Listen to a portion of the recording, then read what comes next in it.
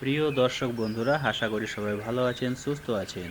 প্রকৃতির অপরূপ সৌন্দর্যে ভরা আমাদের গ্রাম বাংলা। ভোরের নরম আলো, শীতের কুয়াশা আর দূরে বিস্তীর্ণ সবুজ মাঠ। এই দৃশ্য যেন হৃদয়কে ভরে দেয় এক অনন্য প্রশান্তিতে। সেই সবুজ মাঠের মাঝখানে সারি সারি দাঁড়িয়ে আছে এক অমূল্য ফসল, গম। বাতাসের মৃদু দোলায় গম গাছগুলো যখন নেচে ওঠে, তখন মনে হয় যেন প্রকৃতি নিজেই এক সোনালি স্বপ্নের ছবি এঁকেছে। আজকের এই ভিডিওতে আমরা গম সম্পর্কে বিস্তারিত জানব। গমের ইতিহাস, গম চাষের পদ্ধতি, জমি প্রস্তুতি, বীজ বপন, পরিচর্যা, রোগবালাই, ফসল তোলা এবং গমের অসাধারণ উপকারিতা। গমের পরিচয়। গম পৃথিবীর অন্যতম প্রধান খাদ্যশস্য। হাজার হাজার বছর ধরে মানুষ গম চাষ করে আসছে। ইতিহাস থেকে জানা যায়, প্রাচীন সভ্যতাগুলোতে গম ছিল মানুষের প্রধান খাদ্য। আজও বিশ্বের বহু দেশের কোটি কোটি মানুষের প্রধান খাদ্য হিসাবে গম ব্যবহৃত হয়। গম থেকে তৈরি হয় রুটি, পাউরুটি, বিস্কুট, নুডলস, পাস্তা, সেমাই সহ অসংখ্য সুস্বাদু খাবার। তাই গমকে বলা হয় বিশ্বের অন্যতম গুরুত্বপূর্ণ খাদ্যশস্য।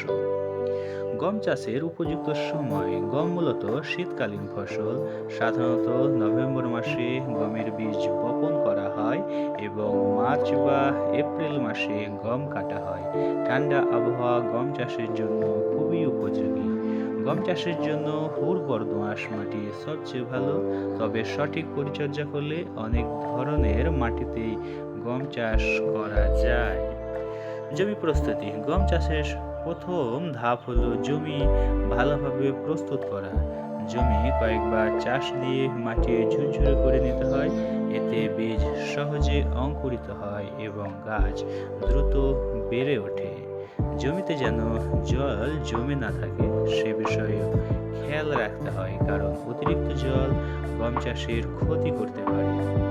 বীজ নির্বাচন। গম চাষে ভালো ফলনের জন্য উন্নত মানের বীজ নির্বাচন অত্যন্ত গুরুত্বপূর্ণ। সুস্থ ও ভালো মানের বীজ ব্যবহার করলে গাছ শক্তিশালী হয় এবং ফলনও বেশি হয়। বীজ বপনের আগে অনেক সময় বীজ শোধন করা হয় যাতে রোগবালাই কম হয়। বীজ বপন। জমি প্রস্তুত হওয়ার পর সারি করে গমের বীজ বপন করা হয়। সাধারণত বীজ 4 থেকে 5 সেন্টিমিটার গভীরে বপন করা হয়। বীজ বপনের কয়েকদিন পরেই জমিতে ছোট ছোট সবুজ চারা দেখা যায়। তখন পুরো মাঠ সবুজে ভরে ওঠে, যা দেখতে সত্যি মনোমুগ্ধকর। সার প্রয়োগ।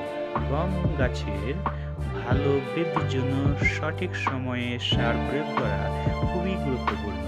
সাধারণত ইউরিয়া, টিএসপি এবং পটাশ সার ব্যবহার করা হয়।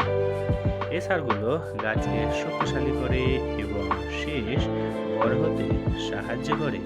সঠিকভাবে সার প্রয়োগ করলে গমের ফলন অনেক বেড়ে যায়। সেচ ও পরিচর্যা। গম গাছের বৃদ্ধির সময় নিয়মিত সেচ প্রয়োজন। বিশেষ করে গাছের শীষ বের হওয়ার সময় জল খুবই দরকার। এছাড়া জমিতে আগাছা পরিষ্কার করতে হয়। আগাছা গাছের খাদ্য ও পুষ্টি কেড়ে নেয়, তাই আগাছা নিয়ন্ত্রণ করা অত্যন্ত জরুরি। রোগ ও পোকামাকড় দমন। গম গাছে মাঝে মাঝে বিভিন্ন রোগ ও পোকামাকড় আক্রমণ করতে পারে, যেমন পাতার মরিচা রোগ, পোকা ইত্যাদি। এইসব সমস্যা থেকে গাছকে রক্ষা করতে কৃষকরা বিভিন্ন প্রতিরোধ ব্যবস্থা গ্রহণ করে। প্রয়োজনে কীটনাশক ব্যবহার করা হয়। গমের শীষ ও সোনালী মাঠ। সময় যত এগোতে থাকে গম গাছ তত বড় হতে থাকে। একসময় গাছের মাথায় শীষ বের হয় এবং তাতে দানা ধরতে শুরু করে।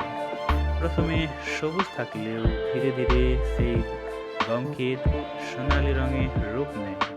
বাতাসে দুলতে থাকা সোনালী গম ক্ষেতের দৃশ্য যেন প্রকৃতির এক অপূর্ব সৃষ্টি।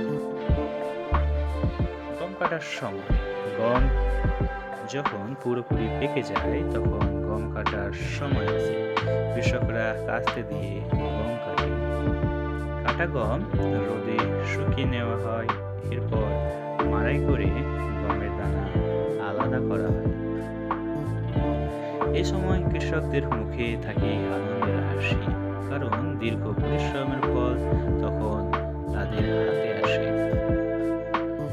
গমের পুষ্টিগুণ।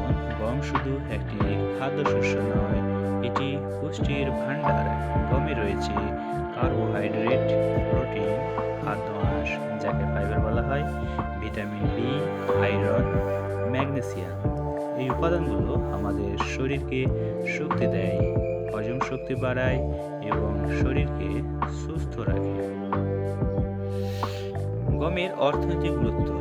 গম চাষ শুধু খাদ্যের চাহিদা পূরণ করে না, এটি কৃষকদের অর্থনৈতিক উন্নতিতেও গুরুত্বপূর্ণ ভূমিকা রাখে। গম বিক্রি করে কৃষকরা ভালো আয় করতে পারে। তাই গম চাষ গ্রামীণ অর্থনীতির একটি গুরুত্বপূর্ণ অংশ।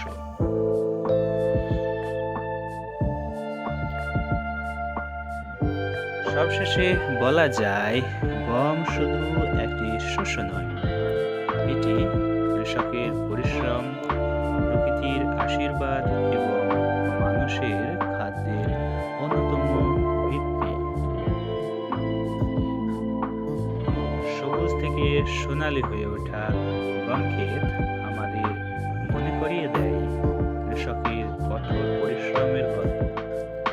তাই আমাদের উচিত কৃষকদের সম্মান করা এবং কৃষির গুরুত্ব উপলব্ধি করা।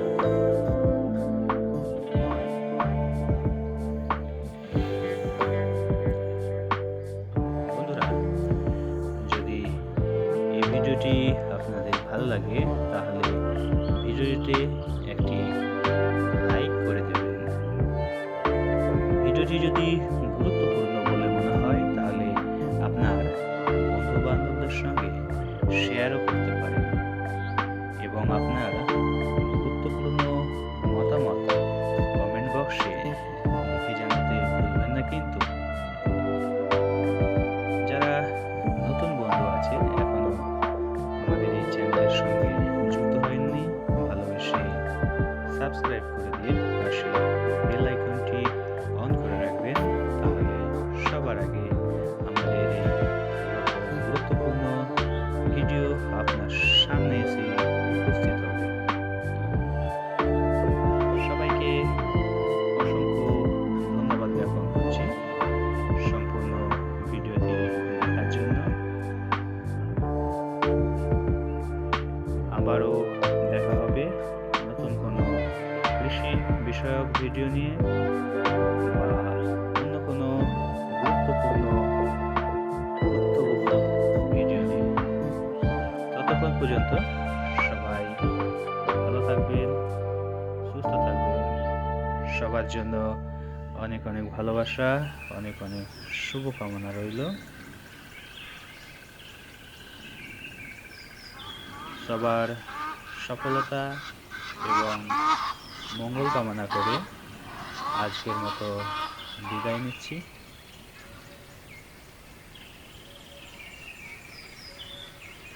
সবার সুস্থতা এবং সফলতা কামনা করে সবাইকে ধন্যবাদ জানিয়ে বিদায় নেব। দেখা হবে আবার পরবর্তী